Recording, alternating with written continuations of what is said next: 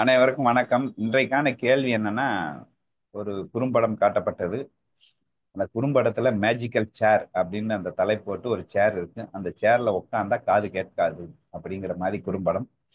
அதுல ஒரு அத்தை உட்கார்ந்திருக்கார். மருமகள் ஒரு கேள்வியை கேட்கிறா. நாளை காலையில நான் எங்க அம்மா வீட்டுக்கு போகணும்னு சொல்றா. அது அத்தைக்கு புரிகிறது. நாளைக்கு இவளை அம்மா வீட்டுக்கு போறேன்னு சொல்றாளே அப்படின்னு சொல்லிட்டு போகக்கூடாதுன்னு சொல்லணும். ஆனாலும் அந்த அம்மாவால சொல்ல முடியல. அதனால காது கேட்காத மாதிரி நடிச்சிடலான்ட்டு அந்த சேர்ல உட்காந்துக்கிட்டு என்ன என்ன என்ன கேட்க 4 தடவை சொல்றா. பக்கத்துல சொல்றா. என்னம்மா நான் இவ்வளவு பக்கத்துல சொல்லியும் காது கேட்கல, என்னம்மா அர்த்தம் அப்படிங்கிறா. இல்லம்மா அந்த சேரோட மகிமை, அந்த சேர்ல உட்காந்தா காது கேட்க மாட்டேங்குது. நான் ஒன்னும் போய் சொல்லல, வேணா நீ சேர்ல உட்காரு. நான் பேசுறது கேட்குதானே? ஏன் அதெல்லாம் இல்லையா, சேர்ல உட்காந்தா கேட்குமே. அந்த அம்மா போய் உட்கார்றா. இந்த அம்மா ட்விஸ்ட் பண்ணி வேற ஒரு கேள்வி கேட்கிறா. நாளைக்கு என்னுடைய பொண், அதாவது நாத்தனா, என்னுடைய பொண்ணு நாளைக்கு காலையில வந்துடுறா. அது காலையில 4 மணிக்கெல்லாம் எந்திரிச்சு மட்டனு சிக்கனு சுக்கா எல்லாம் நீ சமைக்கணும் அப்படின்னு சொல்றாங்க. அதுக்கு 4 மணிக்கு எந்திரிச்சு இத்தனை சமைக்கணுமா அப்படின்னு சொல்லிட்டு அவ அரண்டுட்டு காது கேட்காத மாதிரி அவன் நடிக்கிறா. இந்த அம்மா 2 தடவை சொல்றாங்க காது கேட்கல. எனக்கு ஆமாம்மா நீங்க சொல்றது கரெக்டாம்மா, இந்த சேர்ல உட்காந்தா காது கேட்கல அப்படின்னு அந்த அம்மா சொன்னதை வச்சே இந்த மருமகள் எஸ்கேப் பாக்குறா. இந்த இரண்டையும் பார்த்து கொண்டு இருந்த அந்த புருஷன் சொல்றான், என்ன உலக நடிப்புடா சாமி, இப்படியா ரெண்டு பிதட்டும் போய் சொல்லும், இப்படியா இருக்கிறது, இப்படியா போய் சொல்லிக்கிருவாங்க அப்படின்னு ஒரு ஃபீலை வெளிப்படுத்துறான். அப்படியா? ஏன் நீ வேணா அந்த சேர்ல உட்காந்து பாரேன், நாங்க சொல்றது உண்மையா பொய்யான்னு தெரியும். நாங்க கேள்வி கேட்கிறோம், உனக்கு காது கேட்டுச்சுன்னா நாங்க சொன்னது பொய்யாயிரும், உட்காரு. அவன் நான்லாம் உங்களை மாதிரி பொய் சொல்ற கேஸ் இல்ல, நான்லாம் ரொம்ப தைரியமானவன் உண்மையானவன் அப்படின்னு டைலாக் விட்டுட்டு தான் அவர் உட்காருவாரு அந்த சேர்ல. சேர்ல உட்கார்ந்த உடனே சூப்பரா மருமக ஒரு கேள்வி கேட்பா. பொண்டாட்டி கேள்வி கேட்கிறா, என்னை ரொம்ப பிடிக்குமா உங்க அம்மாவை ரொம்ப பிடிக்குமா அப்படின்னு கேட்ட உடனே அம்மா அங்க இருந்து ஒரு டைலாக் வரும், சொல்றா துணிஞ்சு என்னதான் உனக்கு பிடிக்கும்ட்டு அப்படின்னு சொன்ன உடனே கிளீனா புரிஞ்சிடும். ஆமாம்மா நீங்க 2 பேரும் சொன்னது கரெக்ட் தான், காது கேட்கவில்லை அப்படின்னு அவன் சொல்லி எஸ்கேப் ஆயிடுறான். ஸோ இதை நீங்க ப்ரிடிக்ட் பண்ணும்போது 2 விதமா ப்ரிடிக்ட் பண்ணியிருந்தீங்க. நான் 3வது விதமா நான் கணிச்சு வச்சிருந்தேன். நீங்க ப்ரிடிக்ட் பண்ண ஒரு விதம் அதாவது நமக்கு எதிராக எந்த விஷயம் வந்தாலும் நமக்கு காது கேட்க மாட்டேங்குது, நமக்கு ஃபேவரா வந்தா காது கேட்குது, நமக்கு எதிராக நம்மளால் முடியாத, நம்ம நம்ம கஷ்டப்படுகின்ற மாதிரி வந்தா அது காது கேட்க மாட்டேங்குது, அதை நாம ஏற்றுக்கொள்ள முடிவதில்லை, அதனால் காது கேட்க மாட்டேங்குது அப்படிங்கிறது இதன் மூலம் புரிகிறது அப்படிங்கிறது ஒரு பதில்.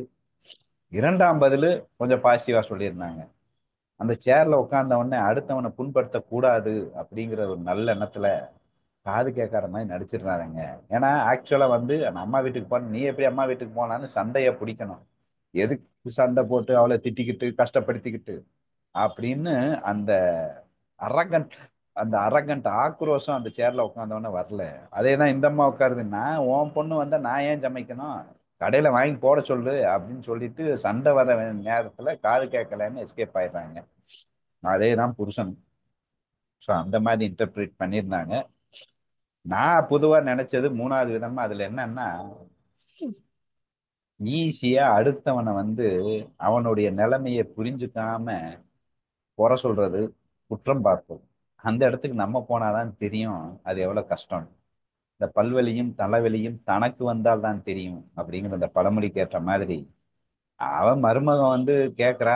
புருஷன், இந்த புருஷன் தான் ஹைலைட். மருமகன் கேட்கிறா, நாளைக்கு ஊருக்கு போறேன், அவங்க அம்மா வீட்டுக்கு போறேன் அப்படின்னா அந்த அம்மா நடிக்குது அப்படின்னா இந்த இவளுக்கு கோவம் வருது. எப்படி காது கேட்காம இருக்கும்? அப்ப காது கேட்டுதான் ஆகணும், ஏன் நடிக்கிறீங்க, இதெல்லாம் ஒரு நியாயமா அப்படின்னு ஒரு ஃபீல் வருது. ஆனா அந்த அம்மாவோட அந்த இடத்துல நம்ம போனாலும் இப்படிதான் இருப்போம்னு இந்த மாதிரி தெரியாது. அததான் அந்த படத்துல காட்டுறான். அப்ப நீ போய் உட்காரு. இந்த அம்மா ஒரு கேள்வி கேட்குது, அப்பதான் புரியுது காது நமக்கும் கேட்கல. ஏன்னா அந்த இடத்துல போய் நமக்குன்னு ஒண்ணு வந்தாதான் நமக்கு புரியுது உண்மையிலேயே அவங்க உணர்வு என்னன்னு.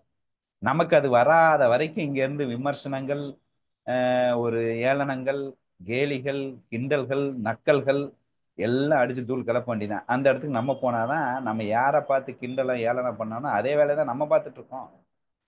உடனே இவளும் சொல்றா, ஆமா எனக்கு காது கேட்கல அப்படின்னு சொல்லிடுறான். அப்ப என்ன அர்த்தம்? அந்த இடத்துக்கு போனாதான் அந்த அத்தையின் உணர்வு புரிகிறது. அது வரைக்கும் அத்தை போய் சொல்றா, அறிவில்ல அப்படின்னு நினைச்சிட்டு இருந்தோம். அங்க போன பிறகுதான் புரியுது. அப்ப நமக்கு வந்தாதான் புரியுது, வராத வரைக்கும் விமர்சனம் தான். அடுத்து இவங்க ரெண்டு பேரை பார்த்து அவன் இவன் விமர்சனமே பண்றான். உலக நடிப்புடா சாமி, இப்படி யாராவது இருப்பாங்களா? நான்லாம் உங்களை மாதிரி நடிக்கிறவன் இல்லை, நான்லாம் நேர்மையானவன் அப்படின்னு தன்னை வந்து நினைச்சிட்டு இருக்கான். அங்க போய் உக்காந்த பிறகுதான் தெரியுது அவனும் அந்த கதிதான் அப்படின்னு. அப்போ அந்த சூழல் வந்த பிறகுதான் எனக்கு தெரியுது அந்த உணர்வின் நிலை அப்படிங்கிற ஒரு நிலையில நம்ம இருக்கிறோம் அப்படிங்கிறது புரியுது. அப்ப இதுல இருந்து நம்ம என்ன லெசன் எடுத்துக்கலாம்? ஒருத்தர் ஒரு நிலையில இருந்து ஒண்ணு சொன்னார்னா அவர் நிலைக்கு சென்றுதான் அதை விமர்சனிக்கணுமே ஒழிய அவர் நிலையை மறந்துவிட்டு நான் இங்க இருந்து கொண்டே விமர்சனம் பண்றேன்னு என்ன அர்த்தம்? அவர் சொல்லுவார், ஒரு பாட்டுல கூட சொல்லுவார்ல, சிவன் கழுத்தில் இருந்த பாட்டு கேட்டதாம் கருடா சௌக்கியமா என்று. கருடன் சொன்னதாம், யாரும் இருக்கும் இடத்தில் இருந்து கொண்டால் அனைத்தும் சமைக்கும். எங்க இருந்து கேட்கிறேங்கிறதான மேட்ரு. சோ நம்ம எங்க இருந்து, இங்க இருந்து நம்ம ஈஸியா இங்க இருந்து பார்த்தா அது ஈஸியா தான் தெரியும். அந்த இடத்துக்கு நம்ம போனாதான் அது எவ்வளவு கஷ்டம் நமக்கு புரியும். அதனால் நம்ம இருக்கிற இடத்துல கொண்டே இருந்து கொண்டு அடுத்தவன் உணர்வை மதிப்பீடு செய்யாமல் அடுத்தவனின் உணர்வுக்குள் சென்று அந்த நிலைக்கு சென்று அந்த இடத்துக்கு சென்று அதுக்கப்புறம் தான் மதிப்பீடு செய்ய வேண்டும் என்பதை இதன் மூலம் புரிந்து கொள்ள வேண்டும். சோ இதுதான் என்னுடைய ஆன்சர்.